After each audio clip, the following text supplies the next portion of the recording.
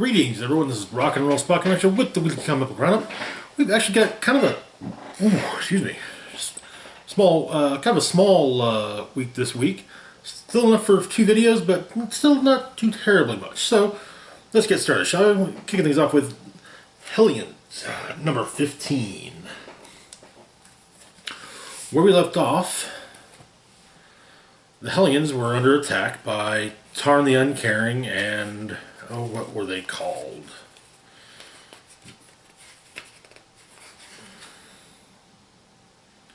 The Locust Vile.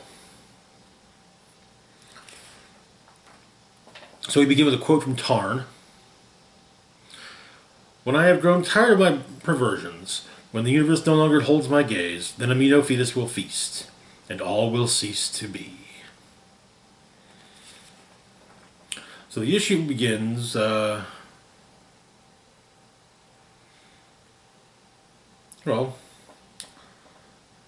a ship elsewhere, monitoring Krakoa. It appears to be an Orcus, or at least Orcus adjacent vessel, trying to get in touch with the infant AI that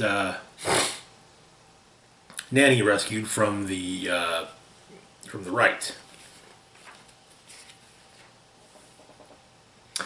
In Brooklyn, the two Sinisters have stepped through a gate and since destroyed the gate so no one can follow through it, and arrived at Arcade's most recent murder world. Turns out that Sinister has a clone farm there. What he wants to show is his clone.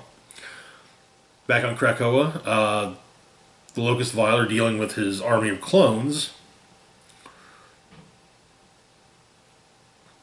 And the Hellions are, well, they're living up to, they are definitely putting up quite the fight on their home turf.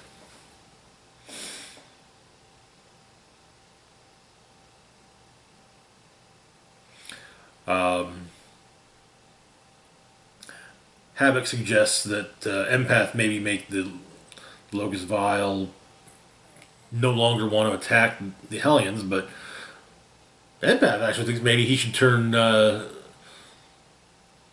Havoc into a violent psycho, and have him save the day.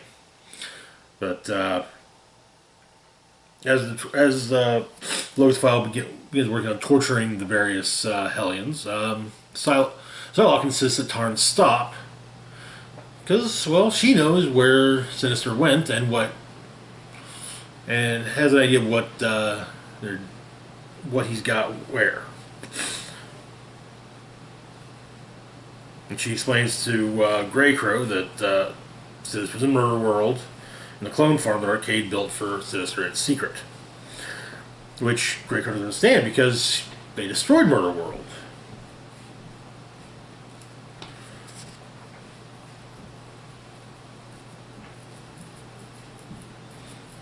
As Sinister shows off his first Chimera to the Sinister clone that was tortured by Tarn and Abed, Tarn arrives.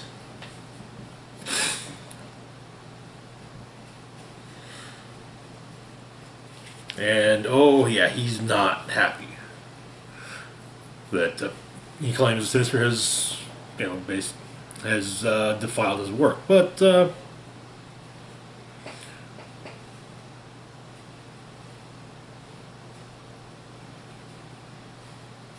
however, and Sinister tries to show Tarn, as the two are to a degree kindred spirits, but he wants to show Tarn just what he's done.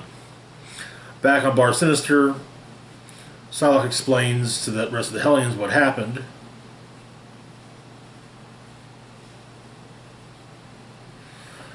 And, well, Greycrow decides he's done fooling around. Makes himself a big-ass gun, while Amino Fetus makes attempts to eating the members of the Locust Vile, but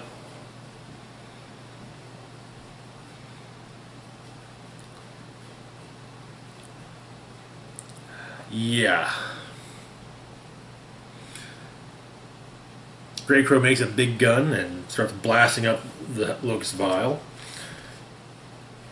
and feeding the chunks of of what's left of them, to Amino Fetus. We get the damnation cycle, which Amino Fetus is part of, is explained. Stated that he's a being of the third of four stages making up the damnation cycle. With great care, the cycle may repeat.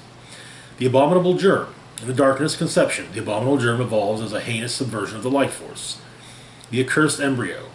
Writhing into the light, the accursed embryo seeks out a master, a great evil from which it is shaped. The amino fetus.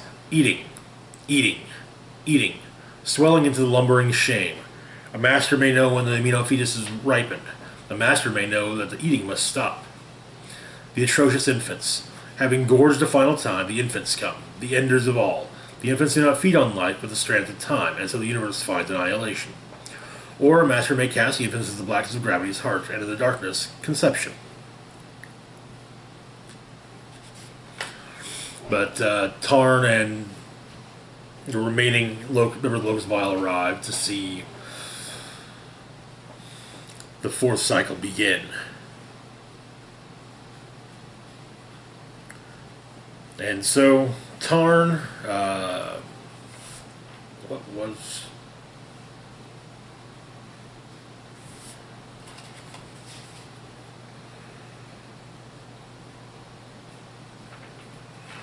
what is her name?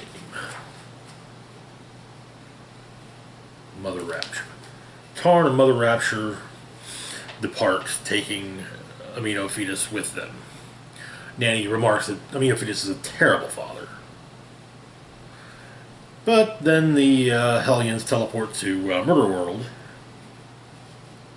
and they see the first Chimera. A Chimera of Tarn and Sinister. Havoc and Grey Crow are ready to just destroy the entire facility, but Psylocke informs them that they can't, because Sinister has her daughter.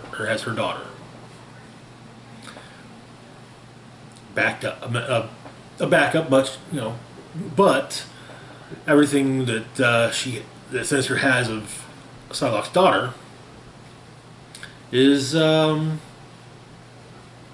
not backed up anywhere. It's only at the clone farm.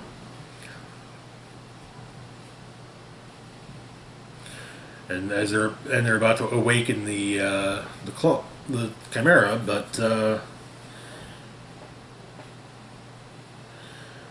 Empath, well, he turns Havoc into the violent psycho, and in a very the Lantern send their regards kind of moment, he tells Sinister that Emma says hello.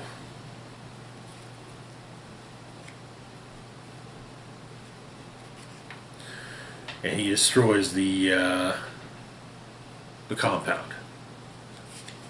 That is where the issue ends. Probably one of the definitely one of the best issues of Hellions, I'd say. I'm definitely I'm really hoping that somehow they were able to save Psylocke's daughter. Also, we get a little more showing the devotion from Grey Crow towards Psylocke. He stands down when she explains what happened. When she explains what happened, why she helped Sinister. He stands down. Okay, all right. And yeah, that brief moment with Empath was great. Like I said, very much, Emma Frost sends her regards. Difference being that, actually no, I didn't. I kind of don't want to see Sinister die, but Moving on to our next book, we've got New Mutants number 21. Where we'd left off, the students had found the dead body of Scout, and No Girl had possessed her, and they were going to Arbor Magna to see about getting her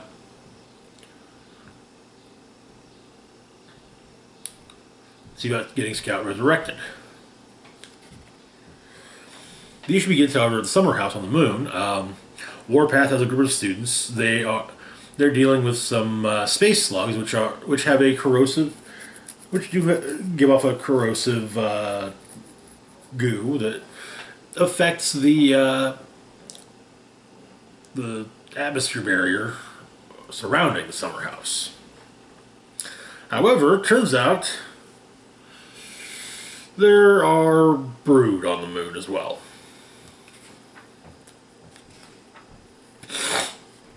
Back with the students, Wolfsbane was also at Arbor Magna, no doubt trying to do some more, figure out what's going on with her son. But then the kids all explain they're actually they were afraid to let anyone know about Scout's death because no one's ever given a firm answer as to whether or not she would be resurrected, since she is, technically speaking, a clone. Even bringing up the fact that bringing up the fact that the council has said no about resurrecting Madeline Pryor.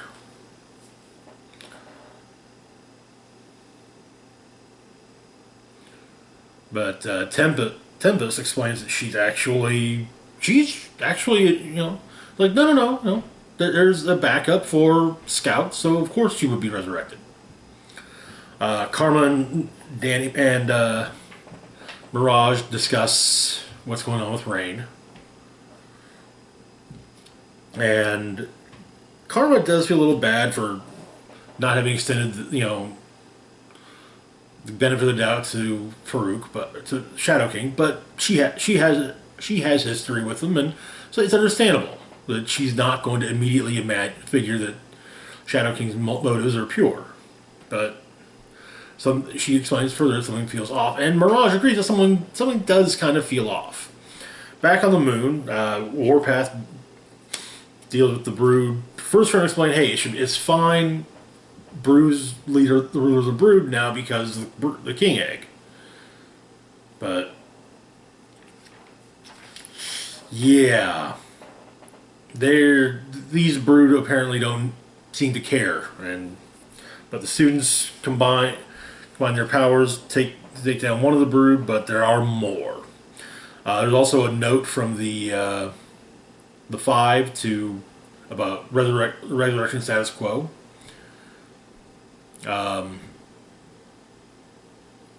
Explaining that the purpose of no copies was to avoid making duplicates of individuals who are still active. However, the Five believe that there has been a misunderstanding of what it means to be an individual. Genetically derivative or even genetically identical individuals are not necessarily dupes. Identical twins exist even among humans. Mutants such as Gabby Kinney, Madeline Pryor, and Evan Sabanur, and others in situations like theirs, are their own people regardless of genetics. Cerebro only recognizes individuals, not dupes, and all of the above are registered and stored in the system as individuals. And so the Five formally request that the Quiet Council update the understanding of personhood accordingly, as the narrow definition is counter to the point of their work. But Gabby is resurrected, and once her consciousness is uploaded into the new body, she promptly attacks Wolfsbane.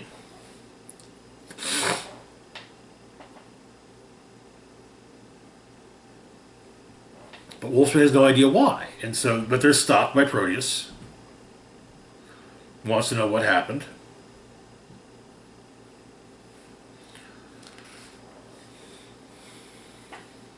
And Wolfsbane begins to realize, okay, maybe Shadow King did something to me, and she decides she wants to help if Gabby will allow her to.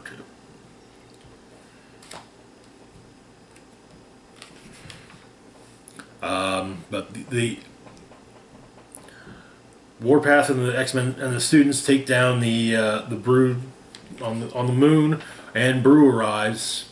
Apparently, he was on his way to tell them that maybe they should put their space lesson off for a while, because he's having some trouble with controlling all of the brood. But Warpath states he will be telling the council about what happened.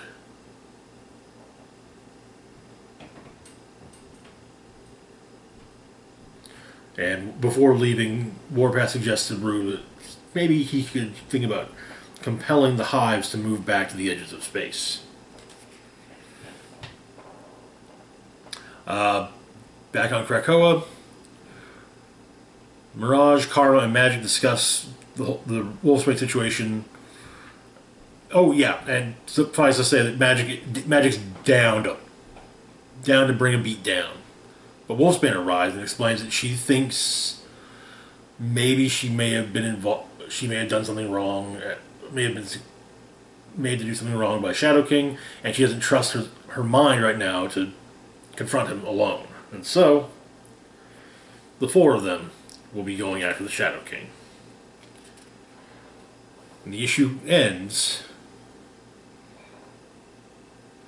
with the Shadow King already knowing that they're coming and looking forward to it. And that is where the issue ends. I've enjoyed the Shadow King story overall, but I still, in some ways, it feels like it's just kind of been going and going and going. There are some excellent things being brought up in the story, though, concerning, various aspects of Krakoa, because, I mean, you've got,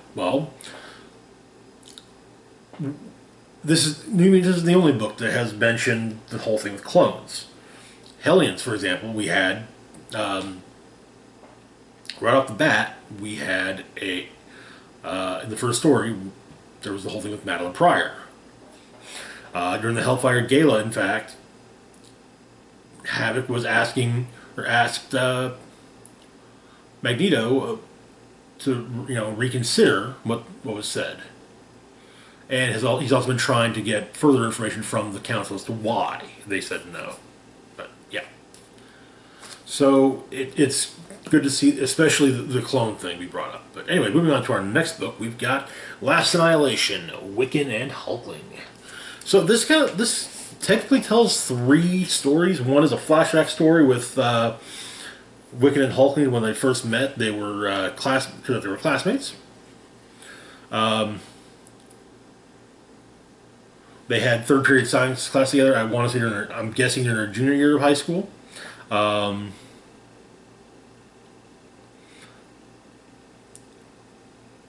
And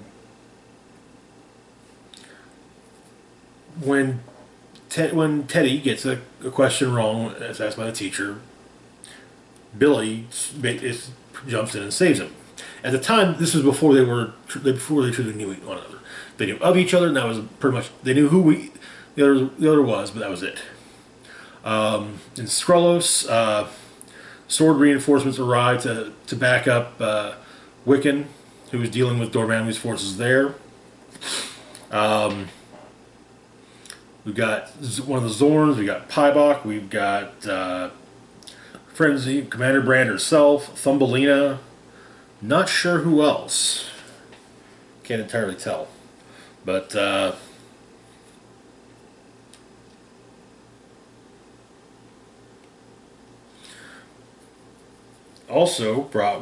Brand has also brought the space sword with her, as it was shattered during the whole thing when back on Throne World 2.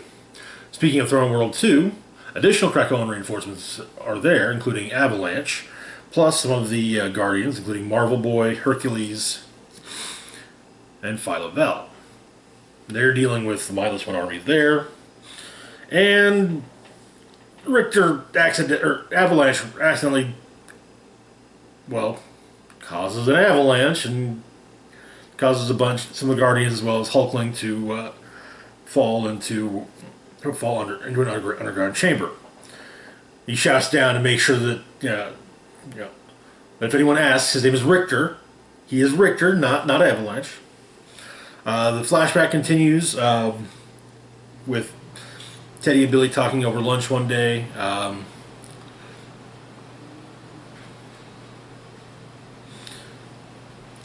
The Skrullos contingent has moved on to the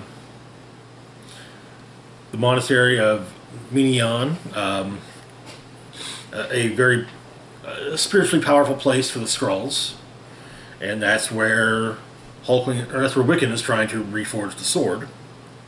But it's they've got incoming. The chamber that our heroes on Pro World 2 end up in is used to be the chamber of the Supreme Intelligence. We also find out that the Hulkling in the reality that Phyllis from was Mad King.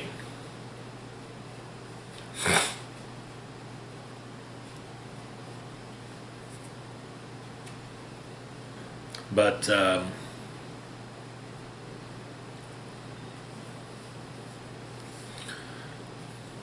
Marvel Boy explains that the Supreme Intelligence is long gone, but turns out there's a remnant, a psychotic remnant that is more than willing to defend Throne World 2 by massacring as many of the bunch of the populace as need be to also kill destroy the Mindless Ones.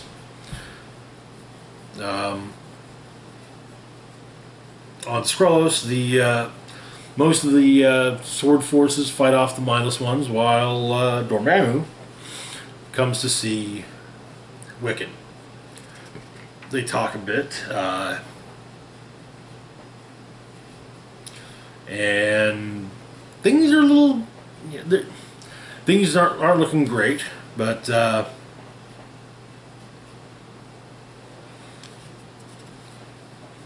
We see the first kiss between Teddy and Billy.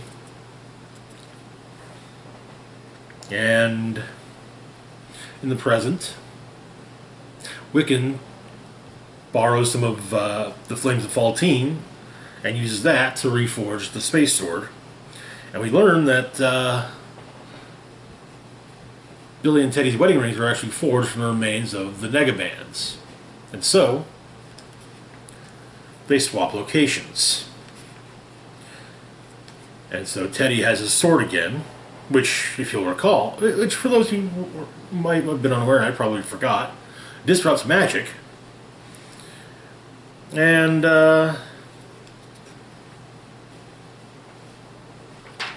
so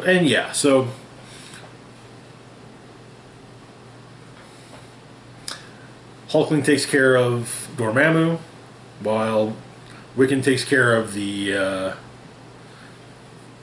fleet of Mindless Ones over Throne World. A slight they get a little more time, and they also in the flashback it ends with them telling Iron Lad yes they're totally going to join his Young Avengers. And that is where the issue ends. It should also be noted that during everything, Phyla Veld actually opted to give the primary Hulkling a chance, because, well, he's not the version she knew. Anyway, moving on to the last book for now, we've got Dark Ages, #1. So this was previewed, I want to say, during one of last year's Free Comic Book Day books. So turns out the world ended on a Friday. The end of the world happened on a Friday. Peter Parker and Mary Jane Watson Parker were visiting with Luke Cage and Jessica Jones. Having a bit of a play date. Their daughter was, of course, hanging on off the ceiling.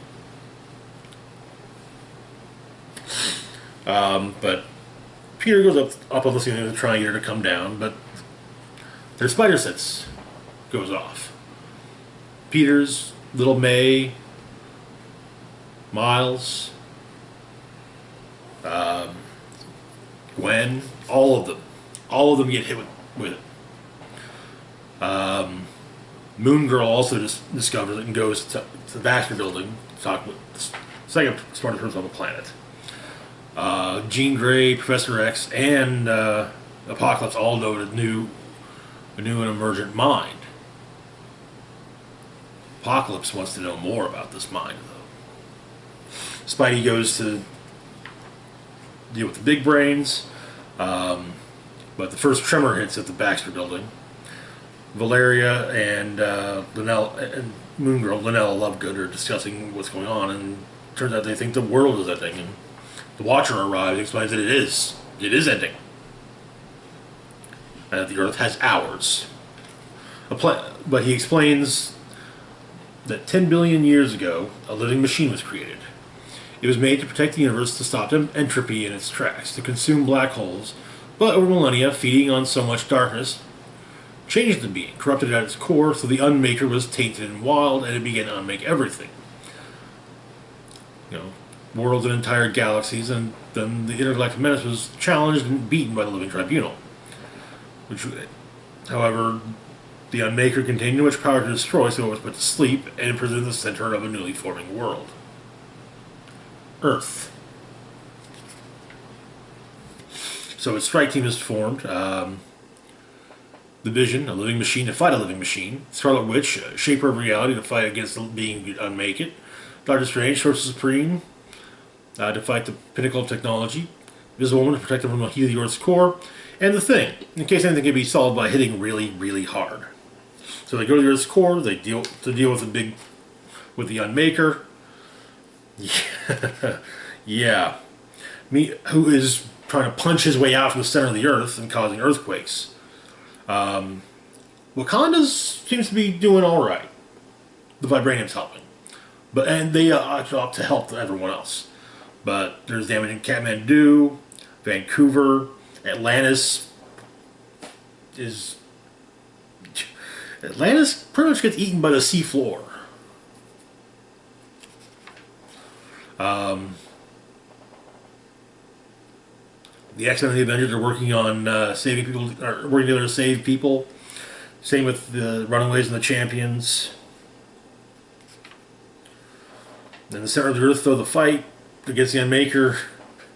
That's not a fight. It was a slaughter. The Thing is destroyed almost immediately.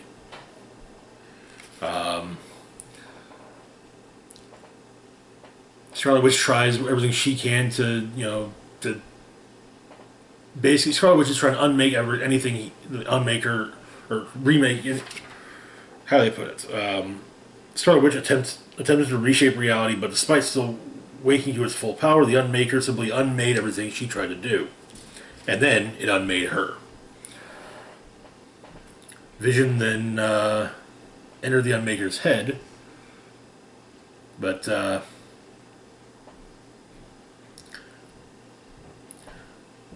Strange opens a portal to a dimension where no electricity can function. An electromagnetic pulse beat at the heart of the realm. And the pulse hits and halts the Unmaker. But the Unmaker is still able to impale Doctor Strange before shutting down. With Strange's dying breath, he opens a portal so that Sue Richards can live. However, the portal to the other realm remains open, and the pulse envelops the entire world.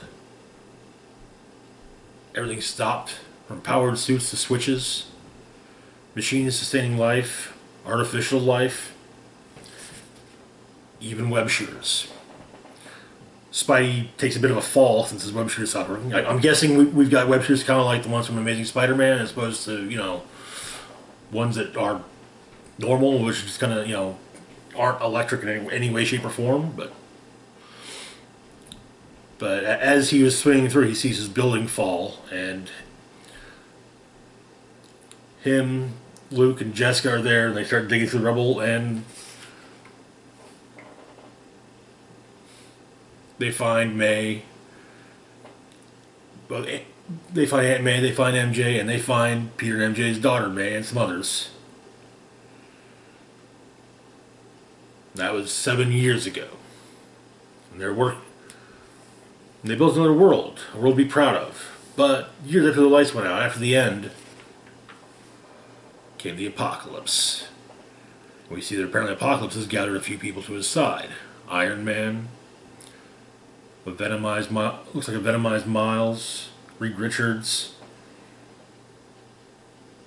She-Hulk, Beast, and I'm not entirely sure who, maybe that's supposed to be Lady Deathstrike. I'm not certain.